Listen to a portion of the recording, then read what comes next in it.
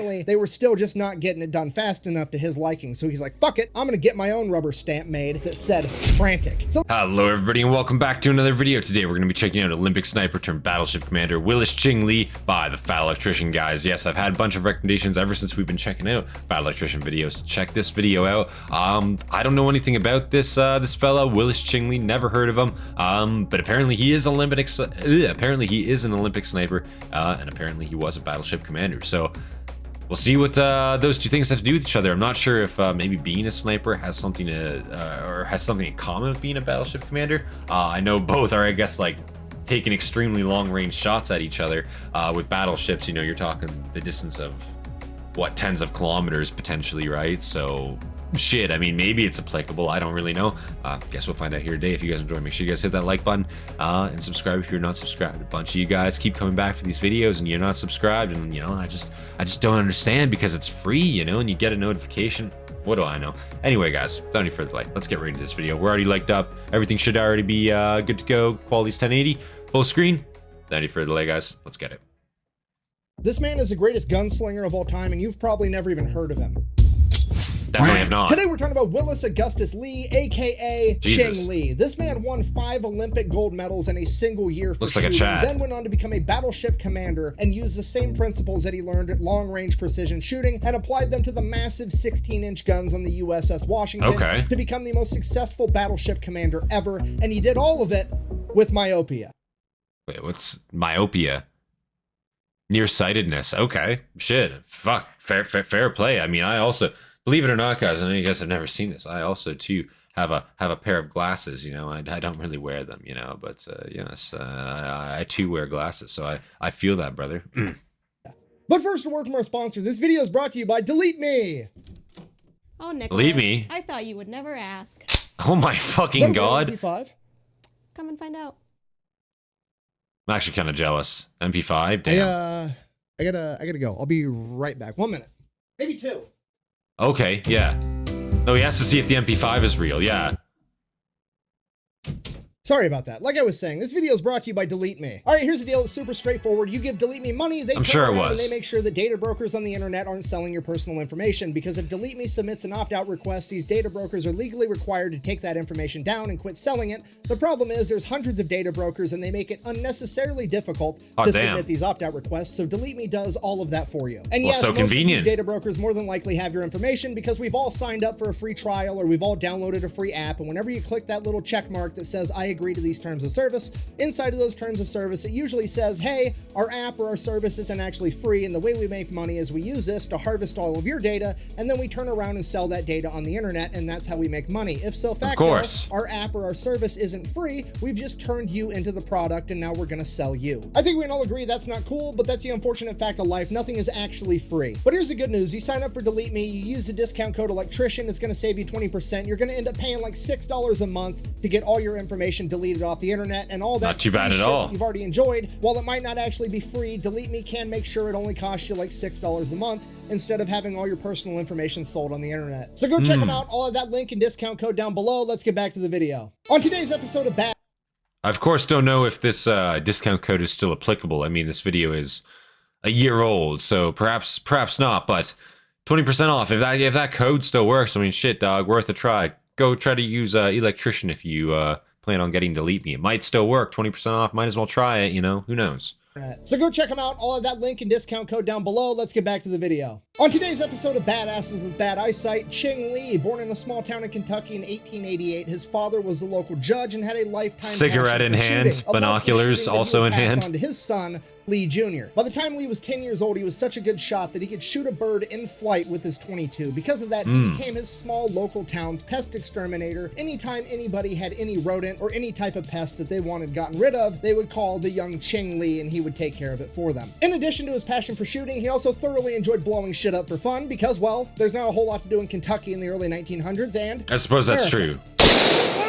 No! There is poop on everything! Unfortunately, Oh my for Lee, God. this would bring about a lifetime full of problems because one day him and his brother decided to fill a coffee can full of black powder, have a line of black powder leading away from the can so that they could light it safely. They lit it, the fire went all the way down the line of black powder into the can, and nothing happened. So they waited, and then nothing continued to happen. So finally, Willis Lee approached the can, looked at it, got close, opened it up, and then it blew up in his face, giving him severe burns all over his face and eyes. Due to the severity of the burns, it was believed in I see. So is that where I'm assuming the nearsightedness comes with? It's actually, so he wasn't born with like bad eyesight. Like he was a child and he was trying to blow up a coffee can and he blew himself up a little bit. Okay, fair enough, fair enough. giving him severe burns all over his face and eyes. Due to the severity of the burns, it was believed in the days immediately following the accident that Lee would be blind for the rest of his life. Jesus. Fortunately, he would regain a significant amount of his eyesight. However, his eyes were permanently damaged and he would have to wear thick glasses for the rest of his life. So obviously the young Ching Lee was a pretty rambunctious kid, and that translated over into the classroom as well because he is the classic case of the kid that's so smart that school doesn't interest him or keep him stimulated, so he has a bad habit of giving off tasks and doing things he shouldn't be doing. Mainly, he was a prankster and a humongous smartass. For example, when he was 12 years old, he was already chewing tobacco, and the teacher would always confiscate his pouch of tobacco, walk it across the schoolhouse, and throw it into the wood-burning furnace in the corner. Finally, Lee got sick of the teacher burning up all his tobacco, so he went home, emptied tobacco out of the tobacco pouch, filled it full of black powder, and stuck that in his pocket and waited to go to school the next day. That's sure fucked. enough, teacher confiscates the pouch of black powder, walks it over to the furnace, throws it in, blows up the entire wood furnace.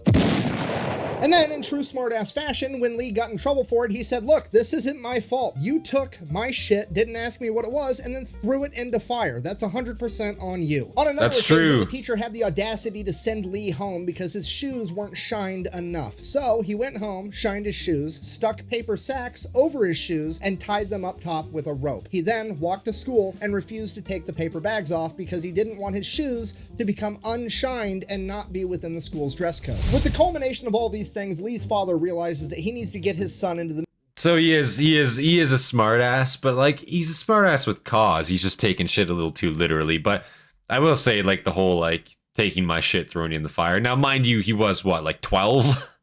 Whatever have you, very young to be doing that. So like, yeah, I can kind of understand where the teacher's coming from. Like, you do need to have some discipline in your kid as well, you know?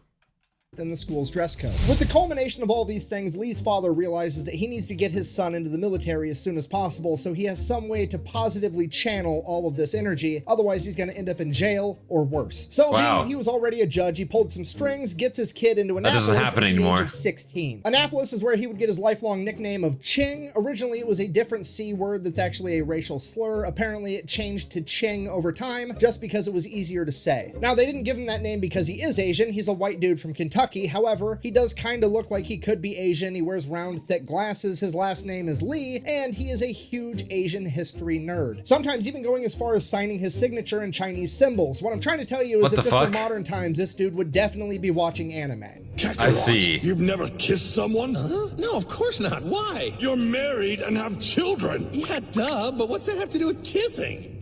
Now, for his entire 4 years at Annapolis, he is thoroughly unamused with coursework. He pretty much speeds through it as fast as humanly possible so he can get back to studying things that he likes and going out and shooting guns. Now, because of this, he does join the Navy shooting team, and his senior year, he gets an opportunity to go represent the Navy in a huge national competition put on by the National Rifle Association. At this competition, there is a rifle competition and a pistol competition. Lee has been selected to participate in the rifle competition. Now, this rifle competition is a huge deal. There are 684 people there competing, and they are all qualified to be there. Regardless, Ching Lee ends up winning first place, earning the gold medal by getting a bullseye at a 1,000-yard target, and he wins the entire thing before lunch. Not really having anything else to do for the rest of the day, he's like, fuck it, I guess I'll go do the pistol competition now too, just for funsies. Fast forward about 80% of the way through this pistol competition, and Ching Lee is winning, and he wasn't even there to compete in the pistol competition. And as he's shooting different targets, his pistol blows up in his hand because one of the rounds that he had too much black powder in it from the factory. It blew up his gun and messed up his hand. Not giving a shit, turns around to his buddies watching, somebody throw me a pistol. He grabs it, catches it with his left hand, finishes the round with his non-dominant hand, and goes on to win the pistol competition as well, earning 2 gold medals, being the only American to do it. So after that, he goes back to Annapolis. He's got both. So he won 2 gold medals at the same fucking like tournament, I guess, and this is a Navy competition, I suppose. That's kind of crazy. And the fact that the gun malfunctioned, I guess the ammo malfunctioned in a sense, still injured his hand, his right hand, his dominant hand, and he finished it with his left hand and still won first place is kind of baller. And I'm assuming there was many witnesses there to see all this happen. So yeah, that's kind of crazy. Authentic story and fucking crazy that it happened. Earning 2 gold medals, being the only American to do it. So after that, he goes back to Annapolis. He's got both of his gold medals. He's basically the Kevin Gates of gold medals, if you will, and it's time to graduate. Now, bad news, he has to take a physical first, and after going all the way through Annapolis schooling, finishing the program, and just winning 2 gold medals in a national shooting competition, they decide you're not qualified to actually join the Navy because, well, your vision's not good enough, despite the fact that you just scored a bullseye at 1,000 yards last week. So at this point, Ching does exactly what every other badass with bad eyesight would do, and he cheats on that fucking eye exam and makes his way into the Navy. Yes! Now, as an officer in training, he gets shuffled around to a bunch of different ships to get a bunch of different experiences. I wonder how he actually, like, cheated on that exam. I wonder, like, back then, like, would it have been easy to cheat on? Like, you just guess right, like, guess correctly, get a buddy, like, that's reviewing you? Like, how does that work? You know, I'm actually genuinely curious. Yes! Now, as an officer in training, he gets shuffled around to a bunch of different ships to get a bunch of different experiences, figure out what he likes doing, figure out what he's good at, get him exposed to everything. That's how this is supposed to go. During that time, he actually publishes his first ever article, and it's about the proper way of shooting a pistol. It gets published in the Naval magazine, and he actually signs his signature at the bottom with a Chinese symbol again. Now, the reason I bring this up is because I like the quote that he actually put in this magazine. And that was, focus on acquiring accuracy before you try to acquire speed, which is eerily similar to the famous quote from also famous gunslinger Wyatt Earp, fast is fine, but accuracy is final. You gotta learn how to be slow in a hurry. My point being, game recognized game, they're both onto something, and you should probably write that shit down. Now, the young Lee finally makes his way onto the USS New Hampshire, and that is when the occupation of Veracruz happens. All right, super brief, oversimplified version of what's happening right now. It Veracruz. is 1914 in Mexico. Oh, 1914. Okay, so he's this is back in the day, you know, like World War I days. Okay, Veracruz. I've never heard of this. This is the with Mexico. Yeah, I'll be honest, know nothing about this. So this is gonna be all new to me. Is having a revolution, and the new Mexican government is not a huge fan of the United States of America. Because of that, the Tampico affair ends up happening, which is the Mexican government basically captures and detains a bunch of American sailors for a little while. It's a big diplomatic nightmare between Mexico and the United States. Because of that, the president at the time, Woodrow Wilson, decides that he's going to put an embargo on Mexico, and he's not going to let any guns into the country because he's scared that they're going to use them against America. And in April of 1914, Mexico gets a huge shipment of firearms despite the embargo. Ipso facto, Woodrow Wilson sends in the Navy and the Marines to go get those weapons back. Now, bear in mind, this is 1914. There's no Higgins boats, there's no amphibious landing vehicles, nobody's doing D-Day type shit, so it's literally just a bunch of Navy and Marine dudes getting driven ashore in whaling boats, hopping out and going to find these guns, I guess, because the president said so. So since, you know, America's basically invading Mexico, some of the Mexicans get pretty pissed off, obviously, so they start shooting at the Americans, which, you know, not super happy about it, but I understand the sentiment. I would do the same thing if I were in their shoes. Now, unfortunately for them, the downside of shooting at people is they're probably going to shoot back, you know, assuming they have guns, which of course America always does. Now, American Marines definitely will. This entire unit gets pinned down by these enemy snipers that are up on top of roofs and inside of windows and high buildings, basically shooting at guys lower on the ground, and nobody's able to shoot these guys back, and everybody's just pinned down where they're at. So, Lee, remembering like, oh shit, I'm the main character with bad eyesight, I got this, grabs his gun and just walks out in the middle of the street corner in broad fucking daylight with no cover whatsoever, and he just sits there with his gun. Sure enough, after a couple of seconds, somebody finally shoots at him, but they miss. And now Lee saw where they're at, and Lee shoots back. And remember, Ching Lee doesn't miss. And then he continues to sit there, and somebody shoots at him, and they miss. And Lee shoots back, and Lee don't miss. And this goes on for a while, pretty much until they quit shooting at Lee, presumably because there was none of them left. When asked about this later in life, so that's kind of baller, but like, what the fuck? So he was also just like around, like he was engaged in like ground combat as well. He's kind of well versed, you know? It's not like he was just like stationed on a ship once he got there and that's all he did. Like he's done a little bit of like, you know, Marine shit as well. Like, you know, invasion shit. Groundwork as well. He's pretty well versed, I will say, as far as like a Navy guy goes. I thought, when I heard Battleship Commander here, I know Olympic Sniper, whatever. Of course, he's an officer, whatever. He's gonna have a professional pastime, whatever. But no, he's actually he's capable on the ground too. Okay.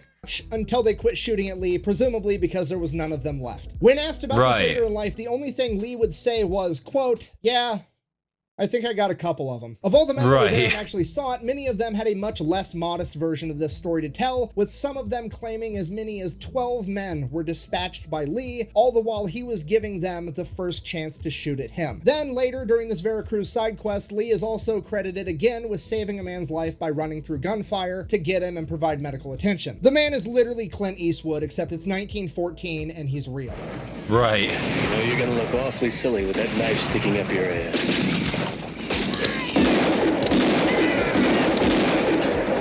You still here? No. Now, because of the bravery he displayed at Veracruz, he's put up for promotion by his leadership, and he gets denied because his vision is too bad. And at this point, his entire chain of command is basically writing letters of recommendation, essentially yelling at the entire medical, bureaucratic side of the Navy that's denying him that they're insane because this guy's awesome. Seriously, he gets like 20... Like, I don't know how you can... Like, again, you have gold medals for marksmanship in 2 different categories. Your vision's too shit. You're now, technically a Marine. You've stacked bodies, right?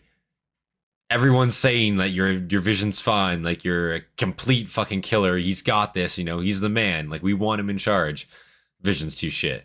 Like, I just don't understand, like, the bureaucracy of the Navy. Like, surely you'd have, like, all these things, like, attached to, like, his file, right? And be like, okay, well, clearly his vision might not be as bad as we give it credit. Like, maybe it's terrible, but, like, he's still capable. I don't know. Like, it seems like there's no leeway on it at all. Goddamn. Side of the Navy that's denying him that they're insane because this guy's awesome. Seriously, he gets like 20 letters of recommendation from high-ranking officers, including the skipper of his current vessel, the USS New Hampshire. And in that letter, he says something along the lines of, "I saw Lee crumple a man from 800 yards with iron sights at Veracruz. He can see just fine." So his promotion gets taken into consideration for an extended period of time, and because of that, he gets taken off sea duty and gets sent basically to the middle of the country, and he is working for the US Navy, going to different factories and figuring out what these factories need to do to be able to better manufacture stuff for the US Navy. During this time, he meets his wife in Oskaloosa, Iowa. Then America enters World War I, and he gets sent over to Europe, although he does not get attached to a combat vessel, so he never actually sees combat. After World War I, Lee would go on to compete in the 1920 Olympics, where he would actually win 7 medals, 5 gold, 1 silver, 1 bronze, which would turn out to be the record for the most medals won by any one person at any one Olympic Games, and that record would stand until 1980. Okay, just so we're on the same page, dude just won 5 gold. So this is probably from what, like 1916, well, 1917, 1918 onwards? So that record, that stood like basically fucking 60 some odd years. Damn, dude. Like, yeah, that's a lot of fucking medals. I never heard of this fella at all. He's clearly done a lot though. I'm shocked I've never heard of him. It seems like his name would be a lot more common, that's for sure. Record would stand until 1980. Okay, just so we're on the same page, dude just won 5 gold Olympic medals for sharpshooting, and he's having trouble getting promoted because he has bad eyesight. Anyways, like, literally. In the 1920s, Lee spends pretty much the entire time working on different destroyers, just working his way up the ranks, becoming a bigger and better leader. Now, about his style of leadership, everybody absolutely loves this guy that works with him because he has this way where he just teaches people what they need to do, and if they're not good at it, he gets them good at it, and then he just lets them do their job. He doesn't try to micromanage them. He's not up everybody's ass. He just wants to get people where they need to be so they have the skills they need so that they can do their job, and then he goes and dicks off so he can go do target practice and build traps to kill rats because that was like his new hobby. That was seriously what he was known for, building elaborate mouse traps on destroyers. He had ones that were like air guns rigged up to trip wires that would shoot rats, which is the most American shit I've ever heard of in my entire life. There was another one that was really popular where he had a little miniature guillotine that he had electrically rigged up to a push button on his desk, and all the boys would sit there and play a game. When the rat would run across it, they would try to hit the button just in time to cut the rat in half. And then like whenever there was anything to shoot at from the ship, he had his own private stash of guns in his quarters, and he would run out and there'd be these like glass balls from abandoned fishing nets that would be floating in the ocean, and he'd run out and shoot at them from the deck, and he'd invite the Marines to come out and shoot with him over the PA system, and he was actually out there teaching the Marines how to become better shots. Everybody absolutely loved this guy. So that goes on until about 1930, and then he I will say, he seems like a very chill guy as far as an officer goes, man. You don't really, obviously some officers, if you met them, some act like they have a stick up their ass. Some are pretty cool. Admittedly. But, there's always that saying as like in the enlisted, never trust officers, but he actually seems like a very, really cool guy. I will say, like, he seems like he genuinely cares for his men. He's not trying to be up your ass. He just wants you to be proficient at your job. That's really all you can expect from leadership. When leadership lets the troops work at what they're good at, that's when things flow effectively, and I don't know exactly, like, I guess we'll see how tight of a ship he runs, but definitely seems like he keeps morale up, that's for sure. Become better shots. Everybody absolutely loved this guy. So that goes on until about 1930. Because he's not in charge yet. Back onto battleships and heavy cruisers, at which point he gets absolutely obsessed with gunnery. He wants to shoot the big guns better than anybody ever has. He actually ends up writing a paper that later on got published talking about how battleships need to take into consideration the curvature of the Earth when they're gathering targeting data, and he develops the calculations for the battleships to do that. He's literally teaching people how to treat a battleship the way a sniper treats a gun, and it's highly effective. Because after publishing that paper, another battleship commander actually took that data and started implementing it, and his battleship won most accurate ship for the next 3 years in a row, and he said it was all due to Lee's calculations. Okay, if you're not catching on, Lee is actually treating his naval career the same way he treated his academic career. He's not interested in the normal coursework of like leading and micromanaging a bunch of sailors. He wants to get everybody where they need to be. He wants to get through his work as fast as he can so that he can go do stuff that interests him, like pioneering new ways to be accurate with gunnery. Because of this, he develops a reputation as a problem solver. So, late 1930s, they send him over to Washington, D.C., and his orders are basically, get everybody ready for war because we know it's coming. Okay, now this is probably the least coolest but most important part of the entire story. This man essentially got sent to Washington, D.C. to go toe-to-toe against the United States Navy's biggest nemesis, the Bureau of Ordnance. Oh. Help you, Michael. Bitch, God. I want to say I know what he's talking about. I know there was, a number of problems with the American Navy come World War II. I want to say specifically submarines early on. I believe it was like the case of like your torpedoes were just like absolute dog water. Like they had like a fucking 50-60% chance to not detonate when hitting proper angles, stuff like that. It could be over exaggerated. I'm not entirely sure, but I know there was quite a few complications with the Navy during that time. Let's keep watching. I don't want to misspeak. Nemesis, the Bureau of Ordnance. Just trying to help you, Michael. Bitch, God.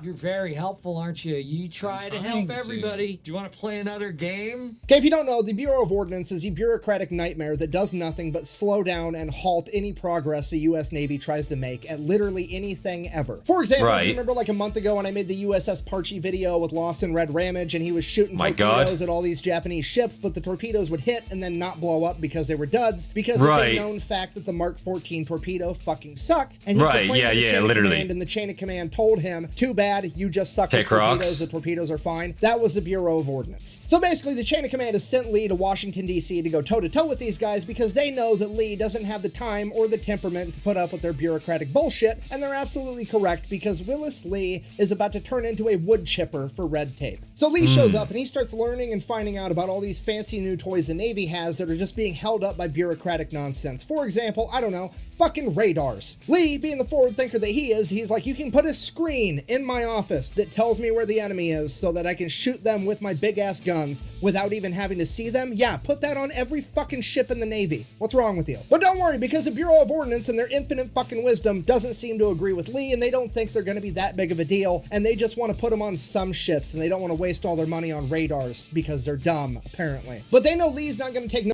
I will say, like, hindsight's a bitch, I guess, but like, Yeah, like not putting radars on every single fucking ship that's stupid. Like, yeah, like I absolutely don't know why that was being held up. That's fucking ridiculous.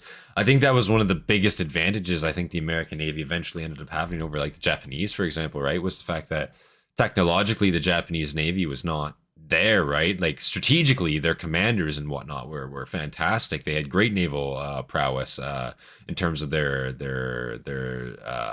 leadership in that case, but their ships were not nearly as advanced. So like I don't think they had radar. Their guns were a lot older. Even their ship design in general, their engines, everything about them was a lot older design. It wasn't nearly as modern, quote unquote. So yeah, you know, like radar, I guess, again, hindsight's a bitch, but you would definitely think radar would be pushed as quickly as fucking possible. I don't know why they dragged their feet on that one. Ships, and they don't want to waste all their money on just a bunch of jokesters because they're dumb, apparently. But they know Lee's not going to take no for an answer, so they tell Lee that they can't get any more radars due to manufacturing shortages, to which Lee immediately goes, fine, then I'll buy them from Britain. Magically, the Bureau of Ordnance found all the radars he could possibly need. Imagine that. Okay, next order of business, American submarines. Their biggest weakness is having purified water because they can't purify water fast enough for how quickly they consume it, because the crew needs water, and the batteries in the submarines at this point in time also eat a ton of water. Luckily, there's a new evap system that's going to allow them to have way more purified water, and it's going to be great. Unfortunately, it's held up in bureaucratic red tape. Okay, like they're there. They're done. They've been manufactured. They're ready. But the government wants to run more tests on them, even though everybody in the Navy's like, no, they fucking work. They're just not letting us use them. So Lee just walks in, issues the order to install them, and if anybody has a problem, they can blame him. So Lee's just getting shit done. He's checking things off. Now, at this point in time, whenever you're doing a bunch of paperwork for the Navy, there's like a status box where you hit it with a rubber stamp to tell everybody how important this paper needs to get through the bureaucratic process. Now, there's 3 statuses. There's routine, priority, and urgent. Obviously, in that order, urgent is like, we need to get this done as quickly as possible. Now, everything Lee marked was urgent. He didn't give a shit. He needed his shit done right now because that's just the type of guy he is. But unfortunately, they were still just not getting it done fast enough to his liking. So he's like, fuck it, I'm gonna get my own rubber stamp made that said frantic. So then, whenever anybody got Lee's documentation for the first time in their entire naval career, there's a new word stamped there in red ink that sounds more important than urgent. So everybody's just like, oh shit, we're doing this first. And then Lee just uses this to keep on powering through to get more and more shit done. Next thing is to get a schoolhouse stood up for the US Navy that teaches sailors how to... I will say, like, that's kind of a baller move. I wouldn't... Again, you just go around the system, you fucking get your own stamp that just has a new word on it. That sounds more urgent. Like, yeah, I mean, who's gonna fucking, like, say no to that? Like, you know, it just sounds sus. Like, you're not gonna put your career on that. Fuck it, yeah, just put it on top of the pile. Who cares, right? If all this shit's getting held up anyway, right? Who cares? You know, yeah. I'm not taking the L on that. Yeah, frantic. Yeah, absolutely. That's smart, man. Wouldn't have thought of that. More and more shit done. Next thing is to get a schoolhouse stood up for the US Navy that teaches sailors how to read aerial reconnaissance pictures, because that's going to be huge in an upcoming war, because they're going to need pictures to show where all the reefs and all the atolls are, and they're going to have to be able to read those pictures accurately to get proper intel. So at first, the chain of command is like, okay, well, we'll get Hollywood involved. They know things about, like, cameras and shit. That's the right answer, right? And Lee and a couple of other officers that actually have good ideas are like, no, why don't we just go over to Britain and ask them to help us? We'll send a couple of guys over, get them trained by them, because they already do this really well, and we're... That's, no, you're not gonna ask Britain for fucking anything. The English? No, fuck them. You know, we're gonna do this American only, baby. Hell yeah. On the same team, it would be great. Why wouldn't you do that? We can share information with them, and vice versa, and we all get better together. Hooray. At which point, the U.S. Naval Research Laboratory is like, no, absolutely not. Disgusting. Because the United States Navy is way better than the British Navy, and we know that because we conducted a study that we verified ourselves. Yeah. Okay, now in hindsight, I think we can all agree that's dumb, and that is why Lee ended up sending a guy over there anyways for any bullshit-ass excuse that he could find, and then ended up extending his orders every time they ran short, so he was just over there soaking up as much information and training as humanly possible, and that guy would actually come back and found the naval school for being able to read aerial photography. Okay, so that's going on. Lee just keeps charging, tackling more issues. Next thing on the docket, the Mark 53, aka the proximity fuse. Okay, I cannot stress to you how important this one actually is. This is one of the most important developments in World War II, is the proximity fuse. Okay, it's basically the new type of anti... Oh, like, yeah, I was gonna say, like, proximity fuse AA, like, ammo?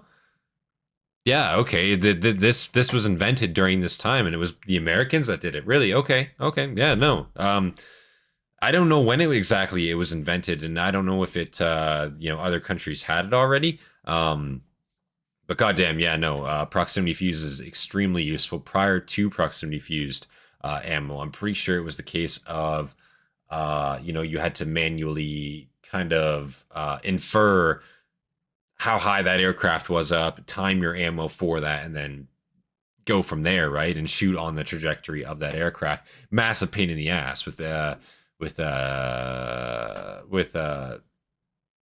this type of ammo. Sorry, correction. With this type of ammo, it just did all that for you, right? You could just fucking aim at the aircraft, lead your shot, and ideally proximity fuse. It would just detonate itself, right? So yeah. I didn't know that they created it during this time, and it was him to get it done. Damn. Important developments in World War II is the proximity fuse. Okay, it is basically the new type of anti-aircraft ammunition. Your only options prior to this were like shooting basically birdshot up at planes and hoping you fucking hit them, shooting 50 cals up at planes hoping you hit them, literally trying to hit a plane with a bullet, or you had mechanically timed ammunition where you were shooting it and it had a timer and then it would blow up in midair and you're hoping that a plane happens to cross at that exact moment and everything works out. You're basically playing the lottery with all of those until the Mark 53 proximity fuse came out. Okay, it's a little more complicated than this, but it basically has its own tiny little miniature Doppler radar inside of it, and when it's flying through the air, that Doppler radar is emitting signals and it's reading anything bouncing back at it. And once something gets close to this ammunition, it starts sending the signals back, and when it gets close enough and those signals come back frequently enough, it knows that it's near a plane in midair, and it just blows up on its own when it gets near enough to the plane. Okay, it's the first type of ammunition that actually knows where the plane is and blows up at the right fucking time. It's a big deal. So naturally, the Bureau of Ordnance is like, wow, this thing's incredible. This is a total game changer. We're gonna go ahead and get in the way for no fucking reason. You wanna know what they say? I'm gonna tell you. They say that you're not gonna be allowed to use that new ammunition until it has a 100% reliability rating. Okay, I'm gonna go ahead and say that again, but slower. The Bureau of Ordnance. 100%.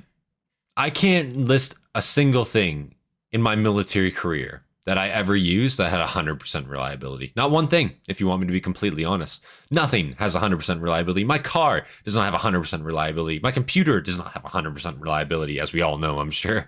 But like, what the fuck? Nothing has 100% reliability. What the fuck is 100% reliability supposed to even mean?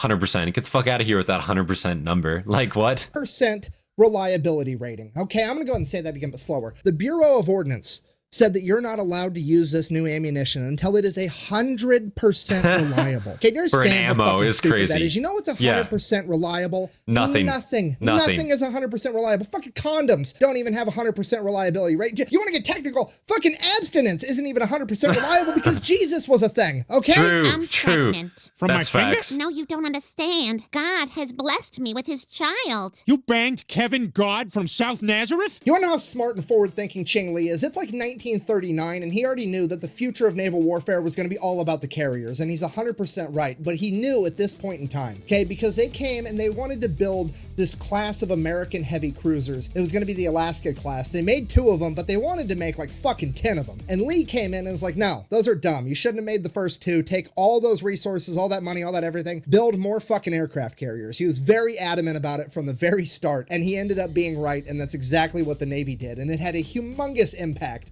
on World War II. Okay, so bearing in mind that he knows that the future of naval power is going to be all based off of carriers and planes, he goes and adopts a strategy that every American ship, we're done. We're done with these like pretty observation decks and shit. If there's room on the deck, we're putting anti-aircraft guns. Every American ship is going to look like a fucking porcupine covered with 40mm Bofors and 20mm Oerlikons. Okay, the only problem, he needs all of the guns. This dude sits down and does some math and figures out how many 20mm Oerlikon, how many 40mm Bofors he needs to put on the decks of every ship in the US Navy and puts in a purchase order for it, and it gets kicked back because they're like, well, we're not going to put all these on the decks of the ships because, you know, we just don't think that we need that much. And Lee is like, cool, didn't ask for permission to put them on the decks. He really is ahead of his time. Again, like knowing how the Japanese fight and knowing just like the tactics they use with their own aircraft against the American Navy, with their kamikaze attacks and their massed air attacks and stuff to that degree, right? Yeah, he was really ahead of his time. He really kind of was reading the room. And again, carrier-based combat and carrier-based operations really did come to rule the world, I guess, for well, up until modern days still. Like, I mean, whoever has the most carriers, you can exert power across the world easily. You know, that's just how it works. And you can, you know, air power can kill basically fucking anything nowadays, right? That's not even a joke. It can kill naval power, infrastructure, ground units, you know. There's nothing an airplane can't kill nowadays, just plain and simple. That we need that much. And Lee is like, cool, didn't ask for permission to put them on the decks, I just asked to order the guns. To which they're like, shit, he has the authority to do that. And they stamped his thing approved and send it back to him, and he gets to order the guns. Then he whips out the old eraser because he filled out the last half of the work order in pen, and after it says order guns full stop, he erases the full stop and then writes down and install them on every ship in the Navy. Full stop. And then that's what he does. And then every time a ship comes back into port, it's just like an army of naval dudes come on and just put anti-aircraft guns on everything everywhere. Then December 7th, 1941, the attack on Pearl Harbor happens. At this point, everything changes. Admiral Ernest King, like top dog at the Navy at this point, looks over to Lee. He's like, this guy gets shit done. I need somebody to make sure that the rest of the Navy is taking this seriously. So he promotes Lee to the Admiral of Fleet Readiness. And it is now Lee's job to make sure that the entire U.S. Navy is like ready for war and treating this how they need to be treating this. And Ching Lee's immediate concern is security because they're way too lax. Okay, they're not even checking IDs, they're just letting people through, whatever. I mean, the orders have changed, like they've been told, hey, button this shit up, there's gonna be spies coming, like whatever, but doesn't mean they're actually gonna do it. So Lee's gonna get to the bottom of that. First things first, remember, prankster at heart. He goes, gets a new military ID made, except this one has a picture of Hitler on it. He then proceeds to go and see how many maximum security naval institutions that he can get into with a US Navy ID with a picture of fucking Hitler on it in World War II. And guess how many he gets into? All of them. Nobody stops him. Like, it's so ridiculous. He's like, I don't think I look like Hitler, do I? I mean, I guess we're both dudes. Fuck it, we're just gonna have to get more ridiculous. So he gets another ID made with the famous female actress Mae West on it. And he's like, well, I definitely don't look like her. Let's see how much shit I can get into now. And then he still gets into a bunch of places that he's not supposed to with this Mae West ID. So basically, he's chewing ass and getting everybody ready for the security level required for World War II with espionage and spies and all kinds of shit. Like, he's doing full-on Ocean's 11 type shit. He's got I will say, like that's not even like I don't know who the fuck they're hiring for security, like on their bases here, but holy fucking shit, like they must not even be checking the ID. They're just looking at the name, not even the picture. Like, their thumbs just over the picture. They don't give a fuck. Like, how does this work? How do they let him in, or they just let him in because they think it's a joke? He's taking the piss, whatever, right? Yeah, you're good. Yeah, okay, thanks, man. Like, what? Like, I just don't understand seriously how you're let in there. With espionage and spies and all kinds of shit. Like, he's doing full-on Ocean's 11 type shit. He's got subordinates dressing up as butlers, going into fancy hotels, stealing top secret documents from top government officials, holding them until they get reported as stolen just to see how long it takes. All kinds of crazy shit. So this goes great, and as a reward, Admiral King makes Lee the new commander of all of America's fast battleships. So now Lee's back in the game. He goes and immediately starts training the entire crew of the USS Washington in gunnery and night combat, because he knows that the Japanese Navy has a big edge at night combat, or at least they did before radar. He goes and then masters the radar to the degree that he's probably the most knowledgeable person on these radars in the US Navy, except for the people that literally built them. Sorry, I ran out of time and I had to catch a flight, so we're finishing this video from Texas in my friend Eli's studio. Anyways, back to the story. Not only is he training all of his guys in nighttime combat, he also has to basically go back through and retrain his entire gunnery department, because he's not treating the USS Washington the same way every other battleship treats its guns. He's going through and treating each of the 9 guns on the USS Washington like it's its own individual sniper rifle. And while he's doing that, getting the guns more and more accurate, he comes to the realization that all the targeting data and the charts that came with the USS Washington from the manufacturer were wrong. They were off. They weren't accurate enough. So he goes to the Bureau of Ordnance again and is like, hey, your charts are wrong. To which the Bureau of Ordnance is like, no, they're not. You're wrong. Except for the fact, obviously, Ching Lee doesn't miss. So he says, fuck it, and he redoes all of the charts and all of the targeting data himself. Over the course of the next couple months, he gets his crew and the guns on the USS Washington so accurate that he ends up having a light cruiser from his task force go 10 miles away, and then he fires the guns towards that ship and has the ship call in and say how close it was to the actual target. And he can walk these shells right up to the wake of this light cruiser without actually touching it. Literally like putting an apple on top of your head and letting your buddy shoot at it with a bow and arrow, except he's doing it with battleships. So fast forward November 1942, the battle for Guadalcanal is going on, and the Japanese Navy is being sent to go bombard Henderson Field, which is an American airstrip that is instrumental to the war effort, and they can't let it get destroyed. So Lee and his task force get sent in to go defend it. And right out of the gate, this entire thing is a shit show. They're sending in Lee and the USS Washington and the USS South Dakota, the USS Washington's sister ship. Now, the real problem, they're sending in 4 destroyers with them, but these destroyers were picked for the sole purpose of they were there and they were the ones with the most fuel. They had never worked with Lee. They didn't know how he operated. They did not really know what was going on, but it just kind of happened. They all got lumped together and got sent out to go defend Henderson Field. So they're out there on patrol. They end up getting basically ambushed by a Japanese task force that opens fire on the destroyers. This task force has managed to hug one of these smaller islands to avoid being detected by radar, opened fire on the 4 destroyers, ended up sinking 3 of them and critically damaging the 3rd, at which point they start opening fire on the USS South Dakota, at which point Ching Lee sends a famous radio transmission. "Stand aside, I'm coming through.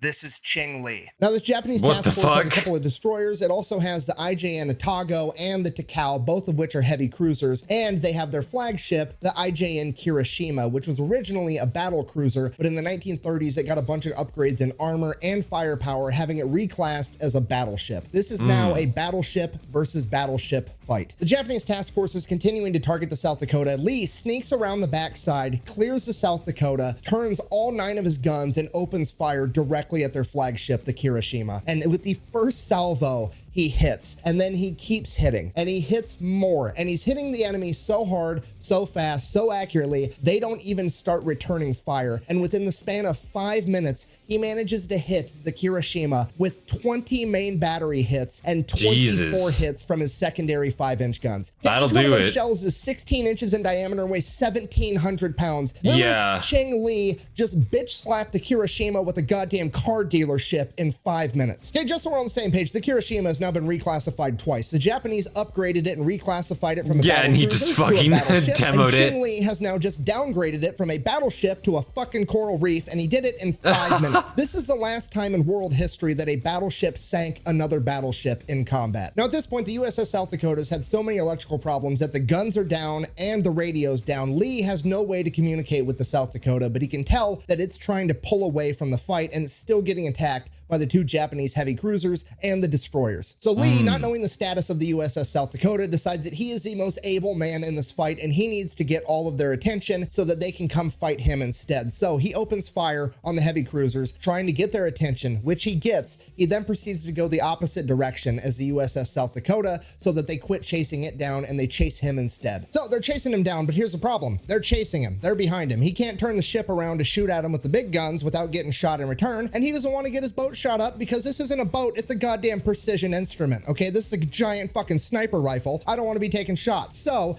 he comes up with a better plan. You see, he hasn't just been working on the gunnery skills of the 9 16-inch guns on the USS Washington, he's also been doing it on all of the 5-inch guns as well, and those turrets can still turn around and hit the enemy. And they are so accurate with their fire that Lee orders them to start targeting the searchlights on the other ships, and they start blowing all the lights out so they're not going to be able to see the USS Washington at night. And then they start firing star clusters, which is just white phosphorus. How are they so good at this, man? The reason they do that is because, remember, the Japanese don't have radar. That's not how they're targeting the Washington. All their targeting has to be done optically. So now the Japanese guys are looking at night, and there's white phosphorus burning as it's floating through the sky, and it's going to fuck up all of their optics, and they're not going to be able to hit the USS Washington. So Ching Lee and the USS Washington do this and just lead the Japanese further and further. I didn't know they had white white phos shells. South Dakota until he's confident that they're going to get away too, and then like he just slips away the Navy, into the night, virtually unscathed. He got hit a single time by a 5-inch gun, which is the equivalent to a grown-ass man getting hit with an airsoft gun. It's nothing. For this, Admiral Lee would be awarded the Distinguished Service Cross by Admiral Halsey, and when he received it, his crew demanded a speech. He turned around and simply said, and I quote,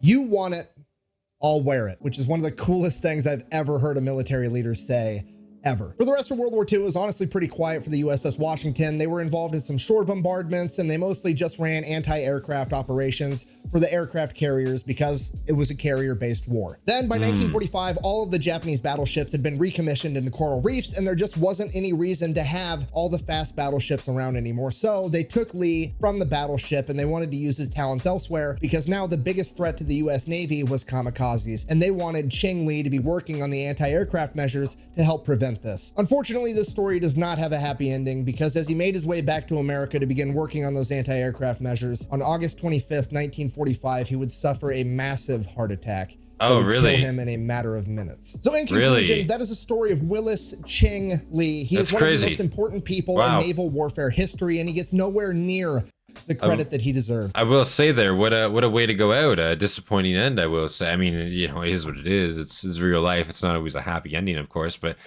damn, you know, had a heart attack on the way back to the States, right at the tail end of World War II there. It hadn't even finished. Damn, I was kind of hoping he would have saw at the end of the war, hopefully, but oh man, that's unfortunate. It's really sad. The most important people in naval warfare history, and he gets nowhere near the credit that he deserves. No, and he I would doesn't. argue that he is absolutely the greatest gunslinger of all time. The definition of a gunslinger is somebody that carries a gun and knows how to use it. And I don't think there's ever been anybody on the planet better at that than Willis Ching Lee. Not only does this man carry a gun and know how to use it, he has a gun that carries him, and he knows how to use that one too. Capable of hitting a bullseye with any caliber of gun, from a pistol to the 16-inch guns on a battleship. This man could do it. So thank you for watching. Best way to support the channel is go buy some merch over at thefatelectrician.com. Quack bang out. I'm assuming there's going to be a little blurb He here. doesn't have the same setup as me. I can't dramatically turn the lights off as I walk out. Oh.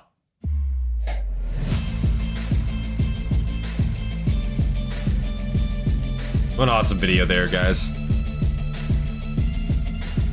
That was the Fat Electrician's Olympic Sniper Turned Battleship Commander, Willis Ching Lee. Yes, guys, I really enjoyed that video. I have to say, great learning about Willis there. I never heard anything about him. And the things that he did, I will say, the developments that he was able to push through right before World War II there really did, I think, make a big difference.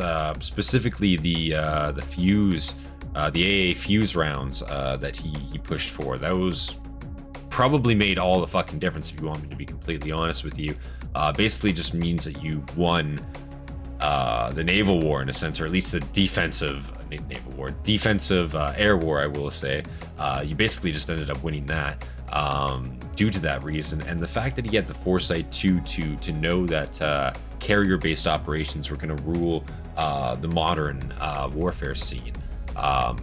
You know, that takes a lot of foresight, especially in an era where all these older commanders, they're used to doing things a certain way and not the new way. And yeah, I gotta give him props for pushing all this stuff through. He did a great job at it, man. If you guys enjoyed the video, make sure you guys leave a like, subscribe for more content from me. Of course, leave recommendations down in the comments below. A big thank you to all of our members, guys. I really do appreciate you guys. Yeah, couldn't do it without you guys. So yeah, see you guys in the next one. This has been Centurion. See you guys in the next one. Peace, guys.